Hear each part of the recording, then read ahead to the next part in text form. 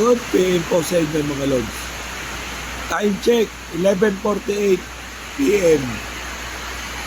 Ramdam na po namin ang hangin ni Tino. Kitang-kita nyo po yan ha. Hangin at ulan, magkasama na po yan. Yan po. Update po sa Bagyong Tino. Ramdam na po namin dito sa Palawan. Malakas na po ang hangin at ang ulan. Time check ulit, 11:49 PM.